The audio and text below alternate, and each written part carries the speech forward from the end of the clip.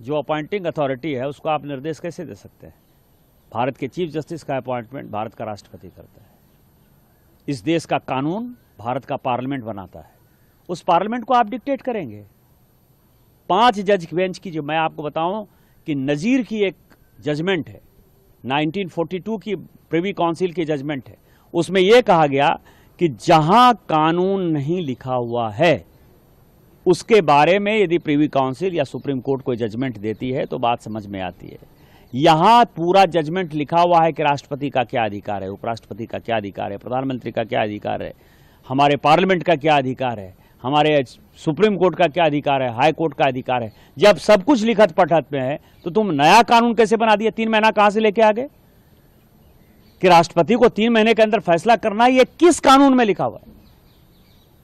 इसका मतलब यह है कि आप इस देश को एनार्की की तरफ ले जाना चाहते हो, और एनार्की जो है इस देश में बर्दाश्त नहीं होगी। जब नया कानून आएगा, जब नया पार्लियामेंट बैठेगा, इसके ऊपर विस्तृत चर्चा होगी, और फिर से नेशनल जुडिशियल अकाउंटिंग सिस्टम जो हमने NJAC बनाया था, जिसमें कि राष्ट्रपति का चुनाव कैसे होगा, प्रधानमंत्री का कैसे चुनाव होगा, वो तो संविधान में लिखा हुआ है, लेकिन आपके भाई भतीजावाद के आधार पर जज का चुनाव नहीं होगा।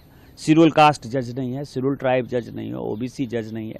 मैक्सिमम 78-80% जो है, 78-80% जो है केवल और केवल जो है सवर्ण जाति के जो है जज बैठे हुए हैं, और आप अपना कानून चलाओगे। ये कानून नहीं चलेगा। सुप्रीम कोर्ट को कमजोर करने में लगे हुए हैं। सुप्रीम कोर्ट के जो अधिकार हैं, संविधान जो अधिकार देता है सुप्रीम कोर्ट को, उसको काटने में, उसको कमजोर करने में लगे हुए हैं।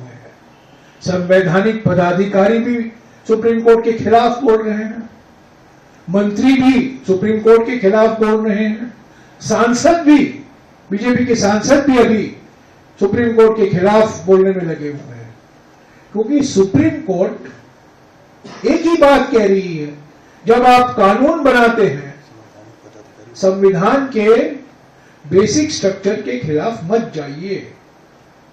अगर संविधान के खिलाफ है तो इस कानून को हम स्वीकार नहीं कर सकते। कांग्रेस पार्टी चाहती है कि सुप्रीम कोर्ट इंडिपेंडेंट हो, पूरी तरीके से स्वतंत्र हो, निष्पक्ष हो, और जो अधिकार उनको संविधान ने दिया है उसका पूरा सम्मान करना चाहिए।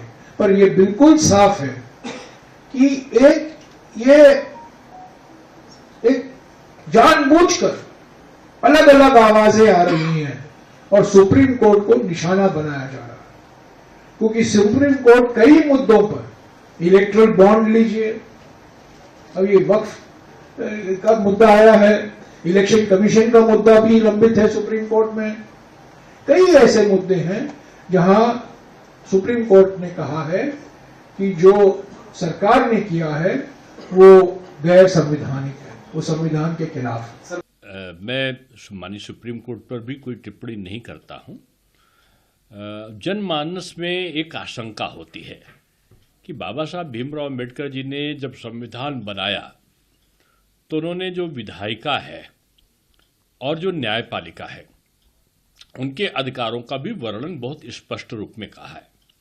उन्होंने कहा है कि जो नियम बनाने का, विधेयक बनाने का, जो कानून बनाने का काम है वो विधायिका करेगी, यानी संसद करेगा, राज्यसभा करेगा, और वो नियम का पालन हो रहा है कि नहीं हो रहा है इसके संबंध में जो भी मॉनिटरिंग है या जो भी निर्णय होंगे वो माननीय न्यायालय के अधीन होंगे। तो हर चीज अपने आप में वर्णित है कि विधायिका का काम जो था वो वक्फ नियम बन गया। अब कोई भी भारत के संविधान के अनुसार कोई भी संसद को यानी राज्यसभा और लोकसभा को निर्देशित नहीं कर सकता, और क्योंकि राष्ट्रपति के दस्तखत हो चुके, राष्ट्रपति सर्वोच्च है, राष्ट्रपति को कोई चुनौती नहीं दे सकता। तो ये बातें लोगों के मन और मस्तिष्क में आती हैं, और मैं समझता हूं कि ये लोकतंत्र के लिए भी जरूरी है कि जो श्रद्धा का भाव जनता का माननीय न्यायालय के प्रति है वो बना रहे। इसलिए इस सारी चीजें जो विसंगतियां उठ रही हैं वो नहीं उठना चाहिए। नहीं, कोर्ट कानून कैसे बनाएगा? अरे जालिमों, सुप्रीम कोर्ट का जजमेंट कानून का मौकफ रखता है। पढ़ो, तुम लोग ट्यूबलाइट हो, तुम लोग थम्स अप हो। तुम्हारे दिमाग में एक ही बात बैठा हुआ है, नहीं मोदी है तो खुदा है। अरे खुदा था, है और रहेगा उसी का नाम। आइन है और रहेगा, मगर इस तरह धमकी देना अदालत को, और फिर गवर्नर प्रेसिडेंट को बोल रहे हैं, उनको बोल रहे हैं अगर नहीं करे तो कानून बन जाएगा। अरे 142 क्या है प्यारे? 142 आइन का बनाने वाला अंबेडकर है। अंबेडकर में तुम्हारे से ज्यादा दूरअंदेशी थी। आप ये बोल रहे हैं कैसा बनाए, वो कैसा बनाए, हम ऐसा कर देंगे। मगर मेरे अजीज दोस्तों और बुजुर्गों, बीजेपी आइन पर एक फ्रॉड कर रही है और डरा रही है। रिलीजियस वार की धमकी बीजेपी दे रही है। मिस्टर मोदी, कौन रेडिकलाइज हो चुका है बताओ आप?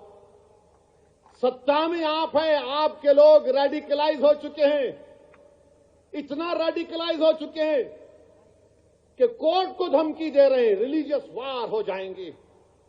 मोदी जी, अगर ये धमकी देने वालों को आप नहीं रोकेंगे, देश कमजोर होगा और देश कभी भी माफ नहीं करेगा। आज सत्ता इख्तिदार आपके पास है, कल नहीं रहेगा इंशाअल्लाह ताला, कल नहीं रहेगा इंशाअल्लाह ताला। अब भारत का हिंदू भी जान चुका है कि वक्फ का कानून बनाए तो क्या मेरे को नौकरी मिलती।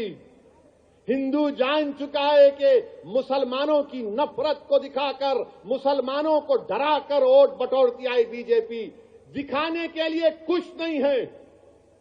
4.5-5% नौजवानों में बेरोजगारी है। उनके बेरोजगारी को दूर करने का कोई प्रोग्राम नहीं, मगर सिर्फ मुसलमानों को नफरत का निशान बना दो।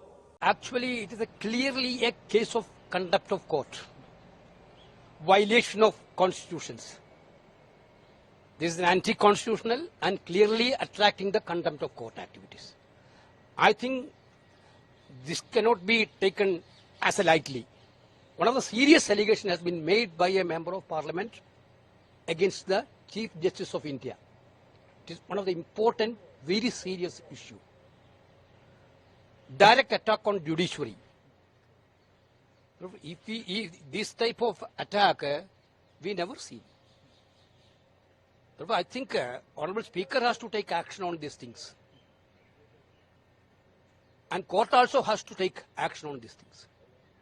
Because this is clearly a contempt of court. Because now you have to understand, they are trying to threaten the judiciary also. They are trying to threaten the judiciary also. They are trying to blackmail the judiciary also. This is the most dangerous action on democracy. You have to understand that. And same way, the persons sitting in the higher authorities also doing the same way. One side you are praising the parliament. On the other side, you are not even allowing the discussion in the parliament. You are not allowing LOP to speak 1 minute in the parliament. In this case, for attacking judiciary, you are praising parliament. On the other side, in the parliament, there is no discussion, there is no debate you are allowing. You are making parliamentary as also a mockery. Clear double standard. So I think this is one of the serious issues Congress party is considering. This is a serious attack on constitution.